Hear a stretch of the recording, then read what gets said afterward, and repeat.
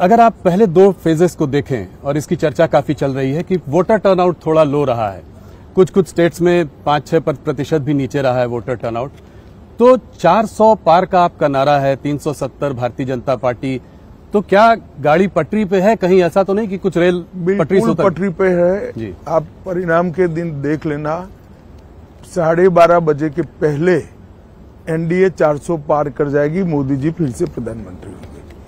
जो lower turnout है इसके बहुत सारे कारण हैं। 12 साल के बाद मतदाता सूची का शुद्धिकरण हुआ है, एक। दूसरा कारण है कि सामने से कोई लड़ाई ही नहीं है, जिसके कारण टर्नआउट पर एक प्रकार से इफेक्ट होता है। मगर हमारी पार्टी की टीम ने, मैंने स्वयं बहुत डिटेल एनालिसिस किया है। हम 2 चरण में 100 पार कर 100 से भी कई अधिक सीटें जीत के साथ आगे बढ़ रहे हैं तीसरे चरण में। तो मुझे 400 पार के लक्ष्य में कोई दिक्कत नहीं दिखाई पड़ती। पहले शुरुआत करते हैं अमित जी मुद्दों पर। कौन से ऐसे मुद्दे हैं जिनको लेकर भारतीय जनता पार्टी आज तीसरी बार लोगों के बीच जा रही है? किन उपलब्धियों को आप संक्षेप में बताएं कि किन उपलब्धियों को लेकर आप जनता के बीच उतर रहे हैं? देखिए, सबसे पहले इस देश में से आतंकवाद और नक्सलवाद, ये 2 ऐसी समस्याएं थी जो कई दशकों से देश के लोकतंत्र के लिए और देश के डेवलपमेंट के लिए नासुर बनी हुई थी। नरेंद्र मोदी जी ने 10 साल के अंदर लगभग आतंकवाद से 100% निजात पाई है और नक्सलवाद से आप कह सकते हैं 95% तक इसको समाप्त कर दिया है। आज बिहार, झारखंड, मध्य प्रदेश, ओडिशा, तेलंगाना, आंध्र प्रदेश, महाराष्ट्र, ये 7 राज्यों में से नक्सलवाद पूर्ण रूप से समाप्त हो चुका है। छत्तीसगढ़ के 4 जिलों में बचा है, वहां पर भी अब भारतीय जनता पार्टी की सरकार बनी है और विगत 3 महीनों के अंदर ही लगभग 100 नक्सलवादी मारे गए। मुझे पूरा विश्वास है मोदी जी के तीसरी बार प्रधानमंत्री बनने के बाद 1-2 साल में ही देश नक्सलवाद से मुक्ति पा लेगा। दूसरा बड़ा इश्यू है, देश की इकोनॉमी सब दृष्टि से चरमराई हुई थी। पॉलिसी बनती ही नहीं थी, उत्पादन की गतिविधियां बड़ी मंद पड़ गई थी, निर्यात ओंधे मुंह गिर रहा था, देश की सारी सार्वजनिक बैंकों की बैलेंस शीट भी न बन पाए अगर सच्ची बनाने जाए, इस प्रकार की स्थिति थी। महंगाई आसमान को छू रही थी और कुल मिलाकर बजट के 16 पैरामीटर्स नेगेटिव दिखाई पड़ते थे। 10 ही साल में मोदी जी ने ये परिदृश्य को पूर्णतया बदला है। शेयर बाजार आज आसमान को छू रहा है। एफआईआई के सेलिंग के बाद भी भारतीय म्यूचुअल फंडों ने बाजार को ताकत दी है। पीएलआई स्कीम के कारण और एक मजबूत इकोसिस्टम के कारण भारत फेवरेट डेस्टिनेशन मैन्युफैक्चरिंग के लिए पूरी दुनिया में बना है जी। हमारे बच्चे स्टार्टअप हर रोज रजिस्टर कर रहे हैं, हमारी कंपनियां हर रोज पेटेंट रजिस्टर कर रही हैं, ढेर सारे स्वरोजगार के अवसर पैदा हुए हैं। सभी की सभी बैंकों की बैलेंस शीट आज बहुत अच्छी बन चुकी है।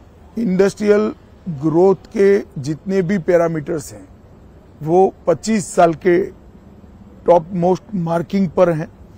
एक्सपोर्ट रिकॉर्ड तोड़कर आगे ही बढ़ता जा रहा है। इसी प्रकार से फ्यूचर में जो कुछ क्षेत्र आने वाले 25 सालों तक दुनिया भर की इकोनॉमी को ड्राइव करने वाले हैं, वो सभी क्षेत्रों में भारत आज पायनियर बन चुका है। जैसे ग्रीन हाइड्रोजन मैन्युफैक्चरिंग थोड़े लेट है, मगर semiconductor, electrical motor vehicle, battery का उत्पादन, अंतरिक्ष का क्षेत्र लेट होने के बावजूद मैं फिर से कहना चाहूंगा डिफेंस भी, इस प्रकार के कई क्षेत्रों के अंदर जो आने वाले 25 साल तक दुनिया की इकोनॉमी की दिशा और दशा तय करने वाले हैं, वहां आज भारत एक मजबूत फाउंडेशन डाल चुका है और ये फाउंडेशन पर एक बड़ी इमारत होनी है। तो इकोनॉमी भी सुधरी है, सुरक्षित भी हुआ है, देश 11वें नंबर का अर्थतंत्र था, आज 5वें नंबर का अर्थतंत्र बना है। गांव हो या शहर, जंगल हो या रेगिस्तान, सागर किनारा हो या शहर हो, हर जगह इंफ्रास्ट्रक्चर के डेवलपमेंट के काम हो रहे हैं। आज 10 लाख करोड़ का इंफ्रास्ट्रक्चर का खर्चा भारत के बजट में आम बात बन चुका है। जीएसटी कलेक्शन और डायरेक्ट टैक्स कलेक्शन अपने सारे रिकॉर्ड स्वयं ही तोड़ते जा रहे हैं। देश के अंदर सीमाओं को चौक चौबंद करने का काम भी नरेंद्र मोदी जी ने बहुत अच्छी तरीके से किया है।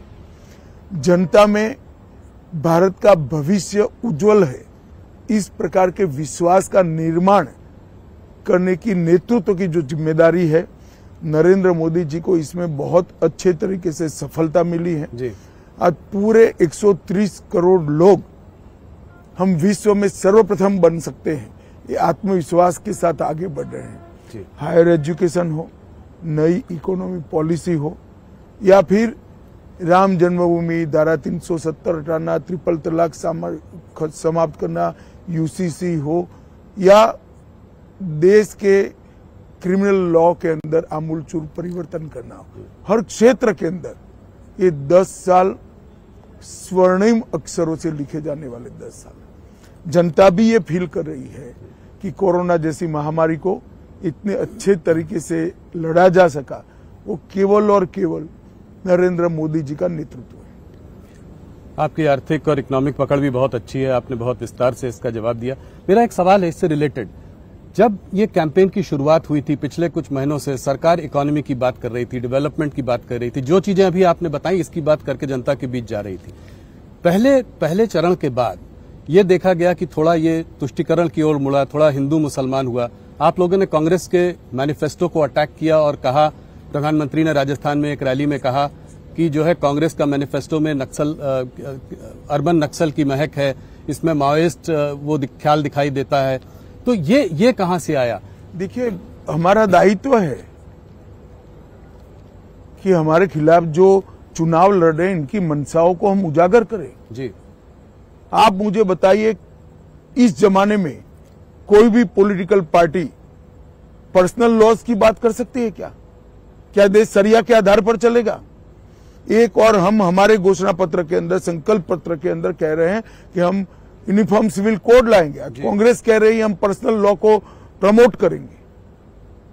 कांग्रेस पार्टी को जवाब देना चाहिए, बहुत महत्वपूर्ण मुद्दा है। तो इसीलिए आप कह रहे हैं मुस्लिम लीग की छाप है?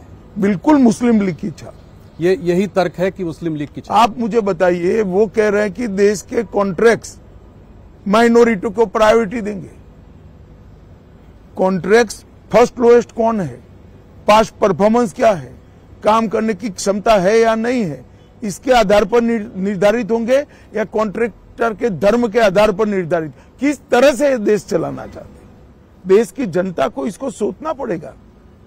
बहुत समय के बाद देश तुष्टीकरण की राजनीति से नरेंद्र मोदी जी बाहर निकाल कर रहा है, ये फिर से उसी दिशा में ले जा रहे हैं, क्योंकि कांग्रेस जीतने का आत्मविश्वास गंवा चुकी है।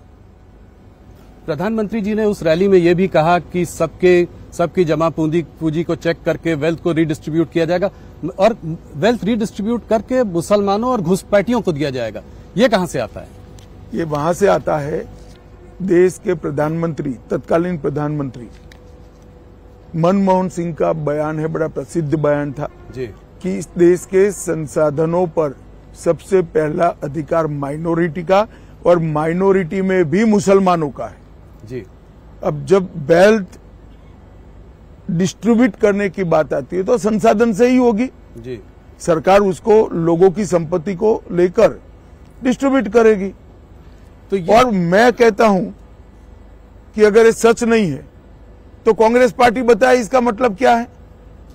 नहीं, वो कह रहे हैं, राहुल गांधी ने साफ साफ कहा है कि अगर जो है वो लोग सरकार बनाएंगे तो एक नेशन वाइड एक्सरे होगा जिससे कि सोशियो इकोनॉमिक स्टेटस लोगों का पता किया जाएगा, किस वर्ग किस जाति के पास कितनी दौलत है, कितना धन है, इंस्टीट्यूशंस में कितनी भागीदारी है, और उस हिसाब से रीडिस्ट्रीब्यूशन होगा। तो इस हिसाब से रीडिस्ट्रीब्यूशन में इनकी प्रायोरिटी तय है। वो कहते हैं इनइक्वालिटी को खत्म करने का यही तरीका है। वो उनकी समझ है। मुझे लगता है इतनी पुरानी पार्टी ने अपना मैनिफेस्टो माइनॉरिटीज और एक्सट्रीम लेफ्ट आइडियोलॉजी वाले लोगों को आउटसोर्स किया है। तो जो मंगलसूत्र की बात है वो कहां से आती है? वो इसी का एक स्वाभाविक रूप से जब वेल्थ आती है तो सारी चीजें इंक्लूड होती हैं। तो स्त्री धन हो गया, लोगों के पास जो जितनी जमा पूंजी है वो हो गई, प्रॉपर्टी। इनहेरिटेंस टैक्स की बात की थी सैम पित्रोदा जी ने, उसको आप कैसे देखते हैं? देखिए, मुझे लगता है कि सैम पित्रोदा एक आइवरी टावर में जी रहे हैं। इनको इस देश के संस्कार, इस देश की जनता का मूड और इस देश की परंपराओं से कोई लेन देन नहीं। तो आप कभी नहीं लाएंगे इसको, इनहेरिटेंस टैक्स को, विरासत टैक्स कभी नहीं लाएंगे? हमने हमारा संकल्प पत्र जनता के सामने पारदर्शिता के साथ रख दिया। इसमें सारी बातें, हम कुछ छिपा कर नहीं करेंगे। एक और बात जो है, जो चर्चा में है इस वक्त, वो ये है कि मैनिफेस्टो को कांग्रेस के देखते हुए आप लोग कह रहे हैं कि ये ओबीसी रिजर्वेशन को काटकर मुसलमानों को दे देंगी। इस मैनिफेस्टो नहीं, ये कर चुके हैं जी। कर्नाटक में उनकी सरकार थी, रातों रात कर्नाटक के सारे मुसलमान को बैकवर्ड बना दिया। ना बैकवर्डनेस का सर्वे हुआ, ना कोई कमीशन बना, धर्म के आधार पर सारे लोगों को बैकवर्ड घोषित कर दिया और उनको रिजर्वेशन भी दिया। अब ये रिजर्वेशन जो कटा वो ओबीसी का ही कटा है। इसी तरह से आंध्र प्रदेश में, संयुक्त आंध्र में जब उनकी सरकार थी, मुसलमानों को रिजर्वेशन दे दिया। तो ये किसका कटता है? एसटी, एससी, ओबीसी का ही कटता है। जब ये बात मैंने कही कि हम धर्म के आधार पर रिजर्वेशन को समाप्त कर देंगे, तो मेरे वीडियो को तोड़ मरोड़ कर जनता के सामने पेश किया। राहुल गांधी के राजनीति के अंदर कांग्रेस की कमान संभालने के बाद राजनीति का स्तर सतत सातत्यपूर्ण तरीके से राहुल गांधी गिरा रहे हैं। संसद में आप बहस नहीं कर सकते हो, शोर शराबा करना, बहिष्कार कर देना, बोलने नहीं देना, डिबेट में हिस्सा नहीं लेना और बाहर निकलकर प्रेस करना कि हमारे साथ अन्याय हो रहा है। क्या समझते देश की जनता को? देश की जनता ये सब नहीं जानती है। देश की जनता ये सब चीजें बहुत अच्छे तरीके से जानती है।